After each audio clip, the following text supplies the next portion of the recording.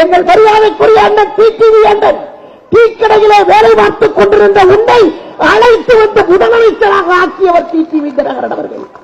அவர் நடத்துகிற ஆட்சி மக்களுக்கு பிடித்திருக்கிறது, ஆனால் சில மன நோயாளிகளுக்கு பிடிக்கவில்லை.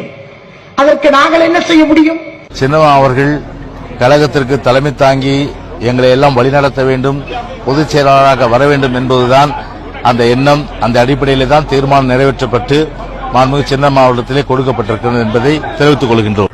எங்களை பொறுத்தவரை அவர்கள் இல்லாத முழுமையான அளவிற்கு தமிழ்நாட்டு மக்களால் வெறுத்து ஒதுக்கப்பட்ட, கட்சிக்காரர்கள் வெறுத்து ஒதுக்கப்பட்ட அந்த குடும்பத்தை ஒதுக்கி வைத்துவிட்டு தான் இன்றைக்கு கட்சியும் ஆட்சியும் நடைபெறுகின்றது.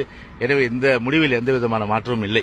இதயம் புரட்சி தலைவி அம்மா அவர்கள் விட்டு சென்ற பணியை இன்றைக்கு தொடர்வதற்கு மதிப்புக்கும் மரியாதைக்கும் உடைய முன்னாள் நாடாளுமன்ற கழக துணை பொதுச் செயலாளர் டிடி தினகரன் உங்களுக்கு வந்திருக்கின்றார். நான் இதயம் புரட்சி தலைவி அம்மாவில் இருக்கின்ற பொழுது அடிப்படை உறுப்பினர்கள் நீக்கப்பட்ட டிடி தினகரன் அவர்கள் இன்றைக்கு இந்த கழகத்தையும் ஆட்சியும் கட்டி காத்துக் கொண்டிருக்கின்ற மாண்புமிகு சின்னம்மா அவர்களுக்கு எங்களுடைய பாதம் தொட்டு எங்களை நன்றியை தெரிவித்துக் கொள்கிறோம். இந்த ஆட்சி 5 ஆண்டு காலம் அம்மாவுடைய லட்சியங்களையும் கொள்கைகளையும் திட்டங்களையும் சிறப்பாக செயல்படுத்த வேண்டும் என்றால் இவர்கள் ஒதுங்கி இருக்க வேண்டும், ஒதுக்கப்பட வேண்டும். முழுமையாக அம்மாவுக்காக வாழ்ந்த மதிப்புக்குரிய சின்னம்மா அவர்கள் இன்றைக்கு பொதுச் செயலாளராக தேர்ந்தெடுக்கப்பட்டுள்ளார்.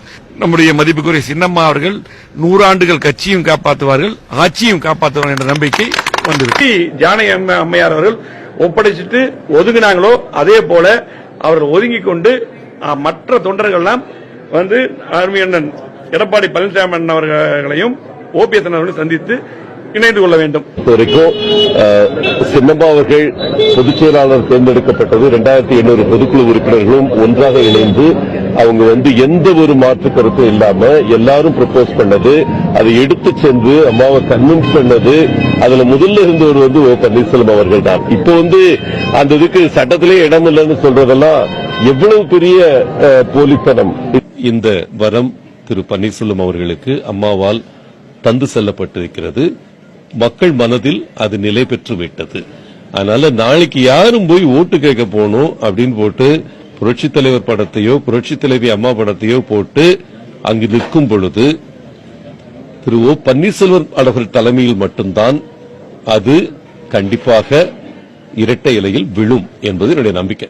அம்மாவோடு இணைந்து அம்மாவுக்கு நல்ல ஆலோசனைகளை வழங்கி இந்த இயக்கத்தை ஒரு ஆலமரம் போல் வளர்வதற்கு உறுதுணையாக இருந்தாரோ அந்த சின்னம்மாவைத்தான் பொதுச் செயலாளர் வர வேண்டும் என்று ஏகமனதாக எல்லோருமே விரும்புகிறார்கள். கழகத்தின் சட்டத்திட்ட விதிப்படி அதிமுகவின் 1,64,00,000 தொண்டர்கள் அனைவரும் ஒன்றிணைந்து யார் பொதுச் செயலாளர் வர வேண்டும் என்று முடிவெடுக்கிறார்களோ அவரே பொதுச் செயலாளராக வர முடியும். சின்னம்மா எப்படி பதவி வைப்பாங்க? எந்த நேரத்தில் பதவி வைப்பாங்க? மக்களுடைய கோரிக்கைகளை சட்டமன்ற உறுப்பினர் அத்தனை பேரும் அம்மா சின்னம்மா கொடுத்திருக்கோம், சின்னம்மா செஞ்சுதான் இருக்காங்க. யாருக்கு எந்த பேடியை கண்டு பயப்பட வேண்டிய அவசியம் இல்லை. நமக்கு மோடி இருக்காரு, எல்லாத்தையும் அவன் பார்த்துக்கலாம்.